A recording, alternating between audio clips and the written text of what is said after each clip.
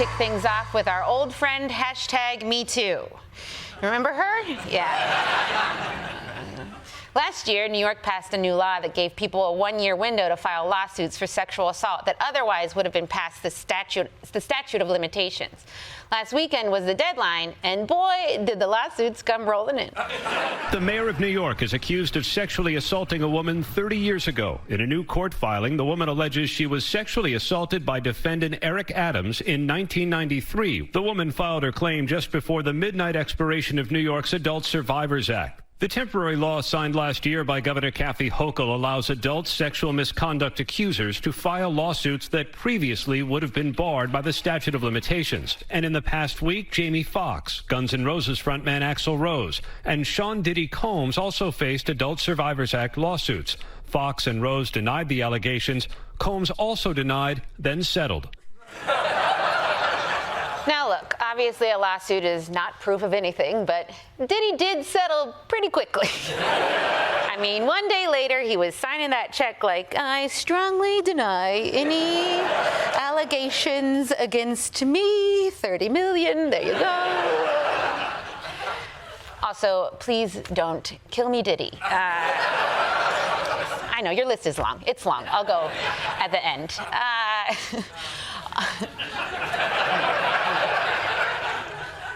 All these lawsuits, they popped up over the weekend just before the deadline. So congrats, creeps. If you didn't get a lawsuit this weekend, you're in the clear. You go grab that titty. You earned it. Grab two. Both handfuls. Get in there. I'm back for a reason, guys.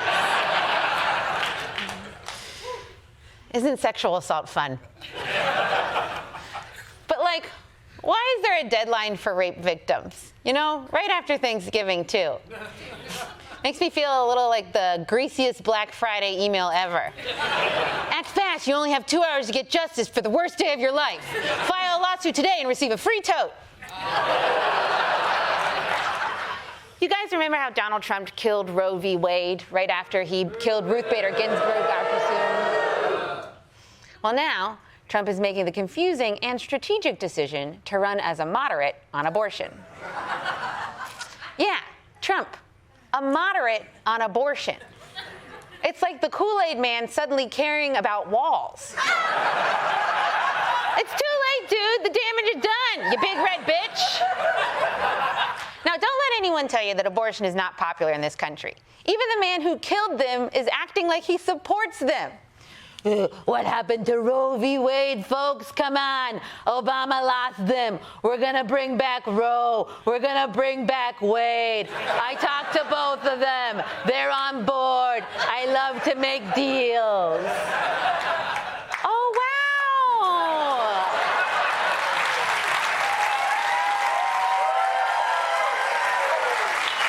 I can't believe I just won an award for the best Trump impression ever. Oh my God, it smells terrible. Let's begin with our friend George Santos, the It's Pat of Congress. I'm sorry, but what is he? Is he a man, a woman, Asian, Latino, Latina, several children stacked on top of each other, an old woman from the future? But one thing we know for sure, he'll be a congressman for at least a few more hours. The clock is now ticking on the brief, tumultuous congressional career of New York Republican George Santos. The House could vote as early as tomorrow on whether to expel the embattled Republican after an investigation found evidence of flagrant ethics violations. But he's not going down quietly. I have colleagues who are more worried about getting drunk every night with the next lobbyist that they're going to screw and pretend like none of us know what's going on. This happens every single week. Where are the ethics investigations and that? Within the ranks of the United States Congress, there's felons galore. There's people with all sorts of shisty backgrounds, and all of a sudden, George Santos is the Mary Magdalene of the United States Congress. Yes. The Mary Magdalene of Congress. This is just like George Santos. You know which biblical sinner I am? The hot one. But let's let's make one thing very clear. If any Republican is Mary Magdalene, it's Ron DeSantis. I mean, with those hooker boots, come on. He's clearly working the streets at night. He's like, I'll suck your dick if you teach me how to smile normal.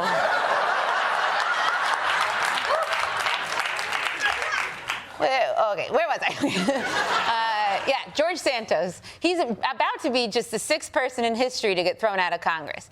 And he thinks it's unfair because everyone else is corrupt too, which, yeah, definitely. We know the government is corrupt and all these guys are doing the same thing you do, George. The difference is they're doing it way better than you. It's so easy to figure out your crimes. It's not even fun. It's like doing an escape room in a gazebo.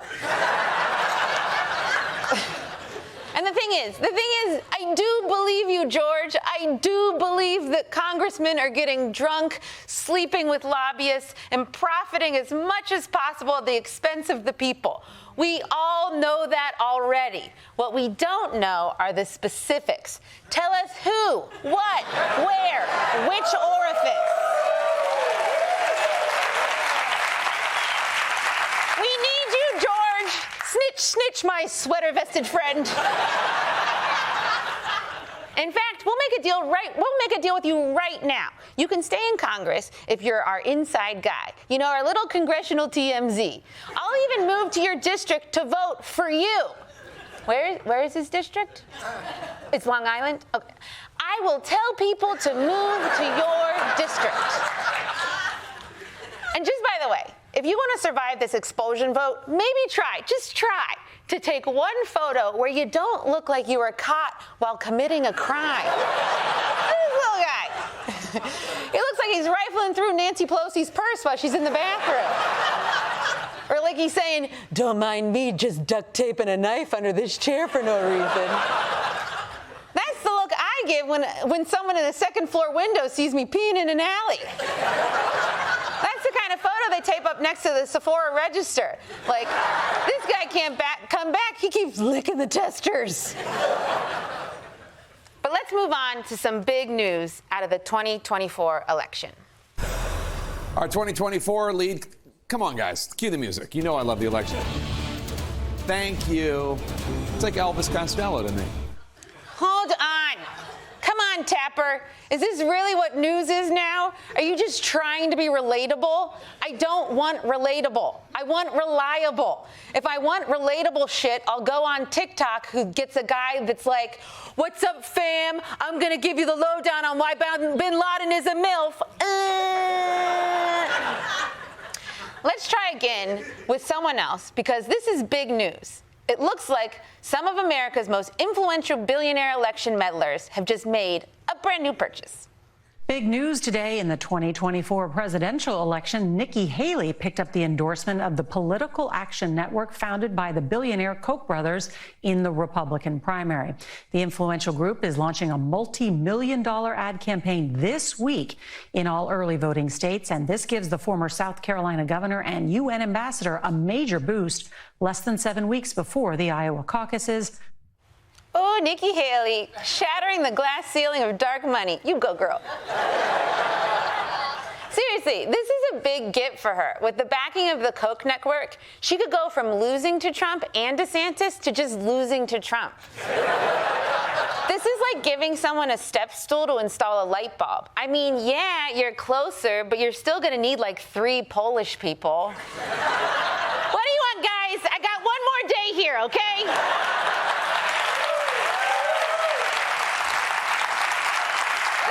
Do more jokes to get mad about. And don't get me wrong, I'm glad that a gross old billionaire is giving money to a woman, and it's not to shit on his chest, because that feels like progress. But Nikki Haley,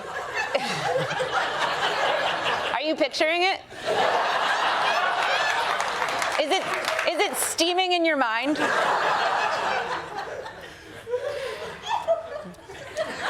It's hot poop and it's a very cold chest.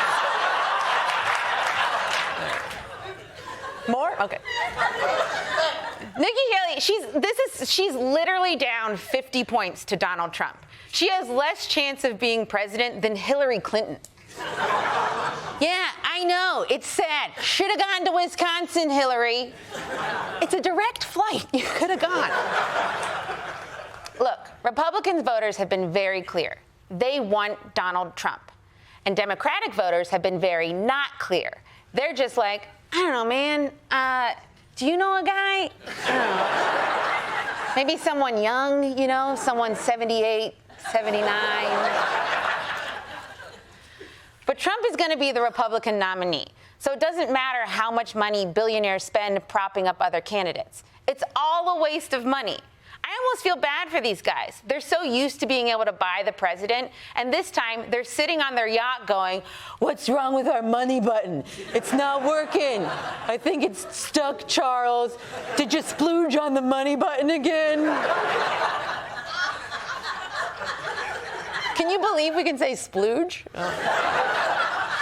And the crazy thing is, I actually wish it would work this time. I wish they could buy the election. Listen, in a perfect world, billionaires wouldn't influence elections. But we're clearly not in a perfect world because Donald Trump is winning.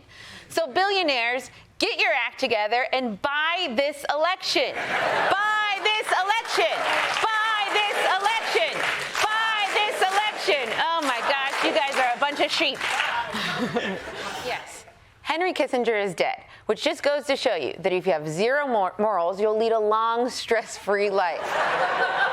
He committed massacres and lived to be 100, while the rest of us over here are dying at 47 because we can't stop stressing over the time we waved to a person who was actually waving to someone behind us.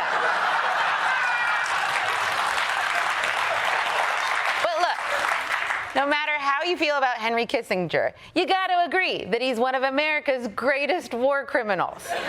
The question is he America's greatest war criminal? So, to have that debate, let's turn to Ronnie Chang and Michael Costa. Thank you, guys. What do you think?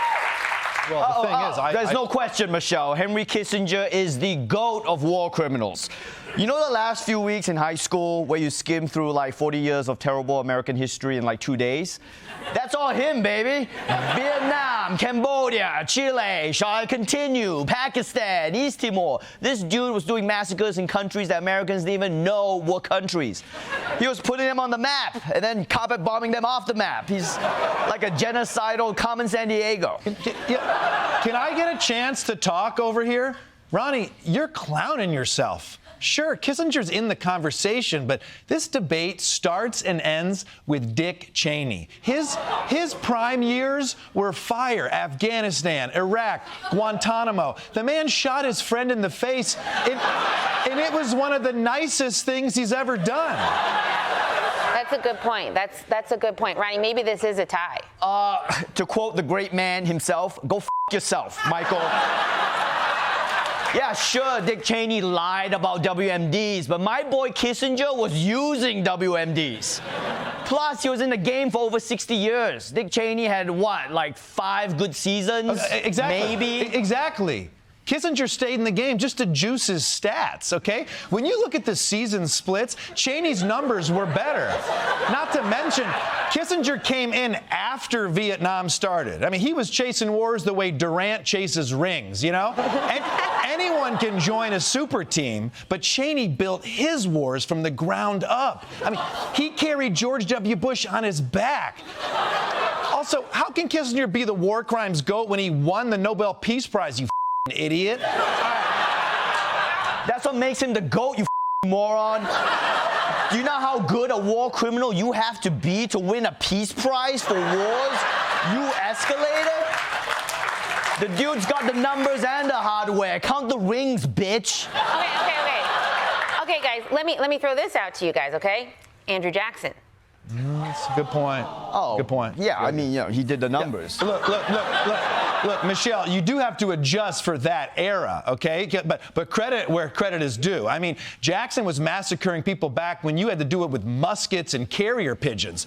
We'll never know what kind of records he could have set if he had had drones and Google Maps. Okay, look, we can throw around hypotheticals all day, but the bottom line is Andrew Jackson wasn't an international player the way Kissinger was, okay? Jackson only put up decent numbers at home. He wasn't strong on the road.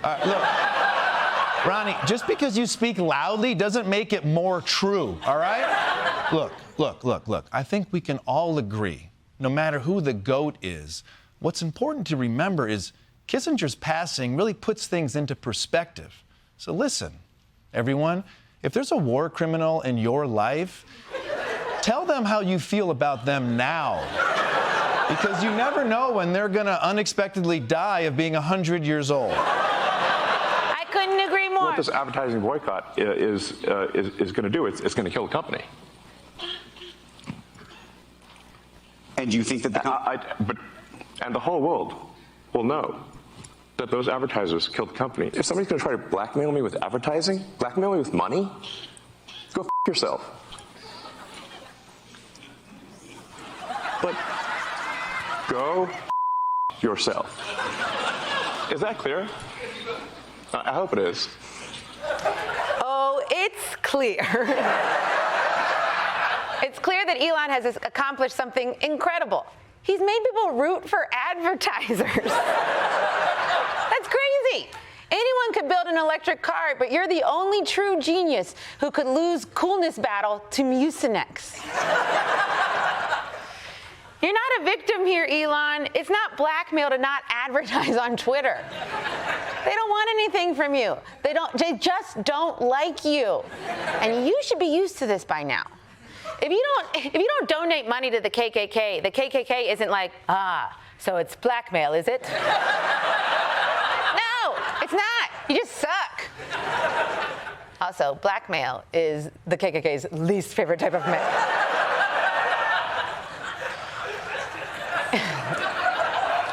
You know, I'd feel so bad for Elon if either of us could feel. This guy swears so badly he doesn't want to be liked, but it's so obvious to everyone that he really wants to be liked. He wants to be liked so badly, he bought a company that's all about likes. He's the poster child for money doesn't buy happiness. You can see it in his recently purchased face. And his jacket from Burlington Divorce Factory.